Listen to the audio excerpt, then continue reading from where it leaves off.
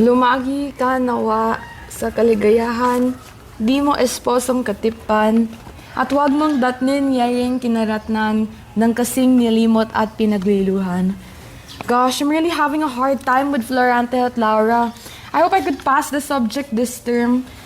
Mom, can you help me understand what this saknong means? Paris, hindi mo ba maintindihan? Ang tagal-tagal mo na dyan sa Florante at Laure.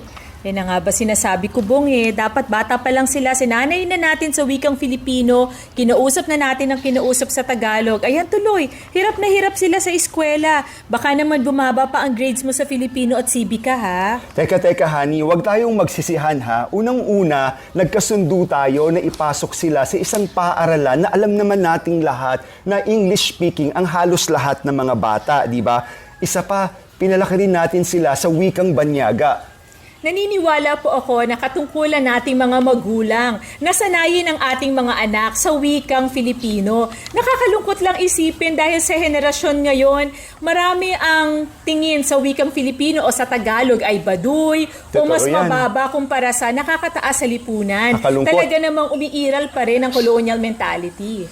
Alam mo, Mom and Dad, ang dami kong kakilala at kaibigan na hindi na marunong magsalita ng wikang Filipino kasi mula bata pa sila, yung mga tagapag-alaga nila, hindi sila kinakausap sa Filipino. Pinagbabawalan ng magulang. Sinasabihan ng magulang nga, Yaya, o Day, pwede ka usapin mo sa English yung anak ko? Madami tayong kilalang ganyan.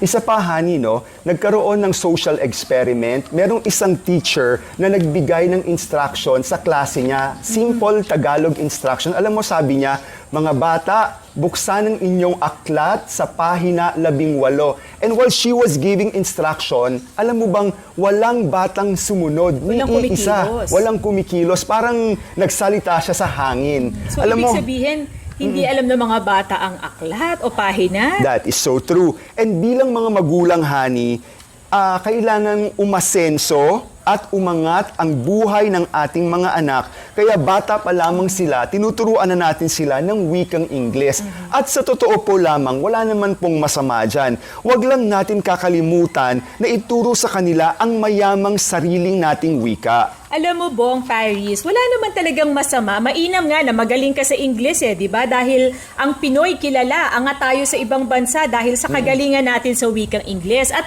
kakailanganin mo yan talaga sa buhay.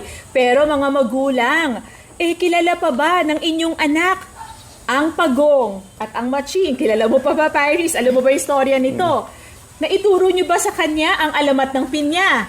Kilala pa ba ng inyong anak si Ibong Adarna? Ngayon pong buwan ng wika, pag-usapan natin ang kahalagahan kung bakit dapat nating ituro sa henerasyon ngayon ang wikang Filipino. Naalala ko lang bigla, no? Merong isang kanta, ang sabi doon, ako ay Pilipino, taas noo kahit kanino. Remember my brother Honey, di ba? He was based in New York, di ba? Pero ang kanyang anak, pinalaki niya sa wikang Tagalog, di ba? So, well-versed yung bata sa salitang Pilipino.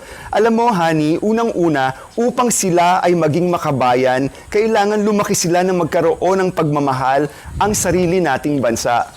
Ikalawa, upang magkaroon ng kahulugan ng pagkakakilanlan. Napakalalim, Paris, di ba? Ang ibig sabihin niyan, sense of identity. Yung tipong kahit saan ako magtungo, ipagmamalaki ko na ako ay Pilipino at ang wika ay parte ng aking pagkatao. Diba kapag Paris nagpupunta tayo sa ibang bansa, tapos nasa mall tayo, naririnig natin na may nagsasalita sa wikang Filipino, Tagalog, Kapampangan o Bisaya. Napapalingon ka, diba? Tapos kahit hindi mo sila kilala, sasabihin mo talaga, oy kabayan, nakakaramdam ka ng sense of belonging. Marami po kami kaibigan na base sa Amerika na nakakatuwa dahil pinalaki nila ang kanilang mga anak sa wikang Filipino. Ikatlo, upang mapakilala sa kanila ang yaman ng ating panitikan.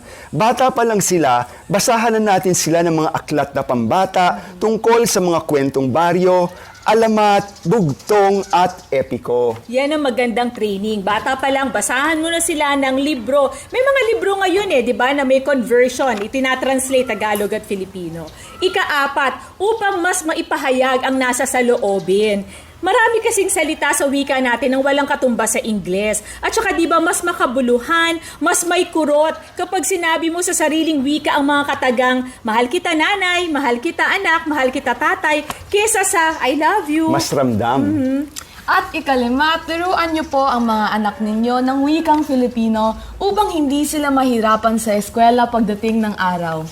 Sinasalamin po ng ating wika ang ating mayamang kultura at pagkatao. Mahalin natin ang ating sariling wika dahil dito lamang nagagawa ng mga Pilipino makilala ang sarili mula sa ibang lahi. Lagi po nating tandaan na ang mag-asawang sabay manalangin. Na pagtatagumpayan lahat ng suliranin. Ako po si Bong Pineda. At ako naman po si Claire kasama si Paris para sa Happy Bahay. Happy buhay!